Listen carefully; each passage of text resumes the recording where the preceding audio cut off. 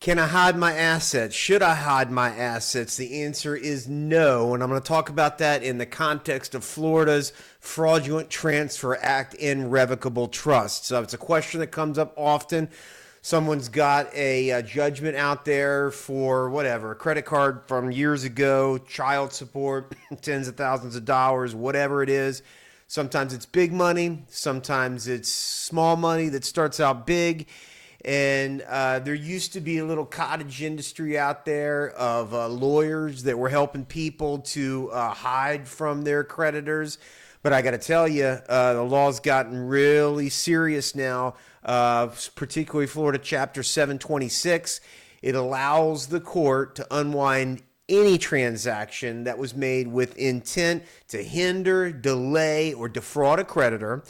And this applies when a transfer is made without receiving reasonable or equivalent compensation for it.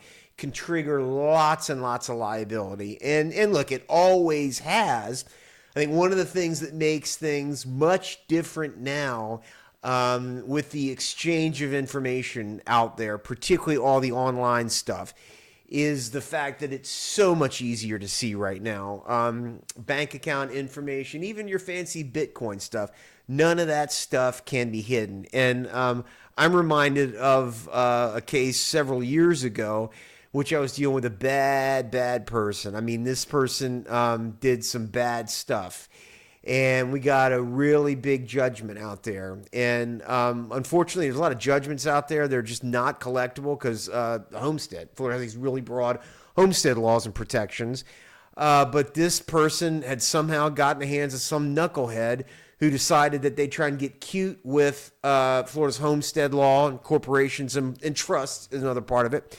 And what they did was they took an otherwise protected homestead that no creditor was going to be able to touch, and they turned it into an asset that was absolutely executable. And what happened with this particular homestead, multi-hundreds of $1,000 deal, is it wound up being sold on the courthouse steps. This person lost their home. And I got to tell you, the surprise, particularly when the sheriff showed up and threw all this stuff out into the side of the street, it's out there on the internet, it's pretty scary, pretty traumatic. It happened. Bad stuff. So the deal is this. Do not, under any circumstances, fall victim to any of these fraudulent transfer scams. Another huge one, again, that I've encountered, and that is the idea that you may kind of take your money offshore and hide it over there. This is coming up more and more in probate stuff, right? So dad has been convinced that you can avoid good old Uncle Sam by opening up an account in the Seychelles or Canary Islands or wherever the hell else these things are, and they're moving money over there. Well, ladies and gentlemen, you ain't no hiding from the IRS. And what probate practitioners and personal representative needs to understand is that there is these extraordinary penalties for practitioners that are involved in this stuff. So one of our jobs in probate, if you ever even sniff it, you got to track that down like a dog hiding for a bone, because you cannot be involved in any foreign transactions where they're moving money offshore. And as a lawyer, you got a duty to really grind that down with a personal representative.